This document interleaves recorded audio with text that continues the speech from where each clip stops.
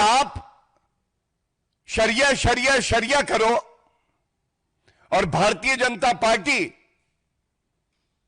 संविधान संविधान संविधान की बात करेगी। नमाजवादी तुष्टीकरण करने के मसीहा मौलाना तेजस्वी यादव जी, ये बताइए हमें,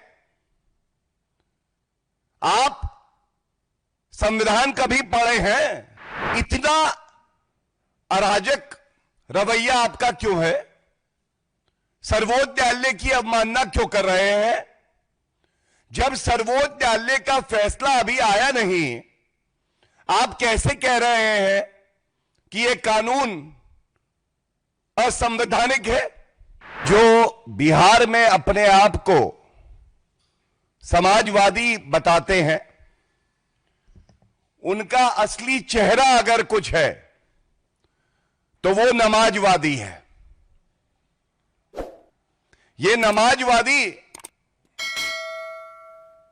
बाबा साहब का संविधान नहीं चाहते हैं।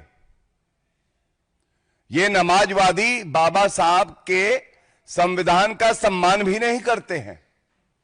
इनको तो चाहिए केवल शरिया कानून, इनको चाहिए हलाला।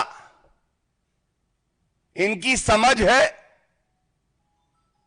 कि केवल एक धर्म विशेष का सशक्तिकरण होगा, और जो आदरणीय प्रधानमंत्री श्री नरेंद्र मोदी जी की सोच है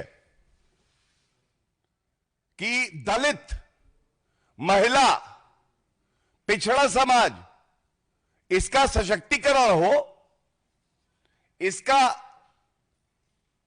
नाश करने के लिए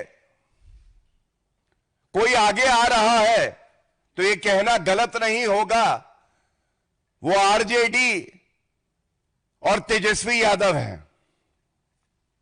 तो मैं इस मंच से इतना जरूर कहना चाहूंगा कि आप शरिया शरिया शरिया करो और भारतीय जनता पार्टी संविधान संविधान संविधान की बात करेगी। यह बड़े दुख की बात है, जिस तरह से कल 9वीं फेल पूर्व उप मुख्यमंत्री, नेता प्रतिपक्ष तेजस्वी यादव कह रहे थे कि भारत की संसद में पारित कानून वक्फ संशोधन को कूड़ेदान में डाल देंगे। मैं ये पूछना चाहता हूं, ये बड़े सवाल हैं। नमाजवादी तुष्टीकरण करने के मसीहा मौलाना तेजस्वी यादव जी, ये बताइए हमें, आप संविधान कभी पढ़े हैं? कभी उसकी मूल भावना को चरितार्थ किया है? जो कानून संसद में पारित हुआ, माननीय राष्ट्रपति जी ने उसे स्वीकृति दी, वो कैसे कोई प्रदेश में, वैसे तो आप अगले 50 साल बिहार में सत्ता में आने वाले नहीं हैं, लेकिन क्या कोई प्रदेश की सरकार केंद्र के कानून को कूड़ेदान में डाल सकती है? पहला सवाल। दूसरा सवाल यह है, हम सब जानते हैं यह मामला सर्वोच्च न्यायालय में लंबित है। माननीय सर्वोच्च न्यायालय ने अंतरिम आदेश के लिए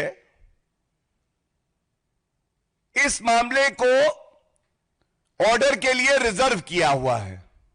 तो मैं ये पूछना चाहता हूं, दूसरा सवाल, तेजस्वी यादव जी, इतना अराजक रवैया आपका क्यों है? सर्वोच्च न्यायालय की अवमानना क्यों कर रहे हैं? जब सर्वोच्च न्यायालय का फैसला अभी आया नहीं, आप कैसे कह रहे हैं कि यह कानून असंवैधानिक है? क्या यह पूछा नहीं जाएगा? सर्वोच्च न्यायालय से ऊपर 9वीं फेल तेजस्वी यादव हो गए, और यह कहना गलत नहीं होगा। जंगल राज कैसा होता है? जंगल राज बिल्कुल लालू और तेजस्वी जैसा होता है। जंगल राज का पहला नियम है, संविधान और कानून की धज्जियां उधेड़ दी जाती हैं।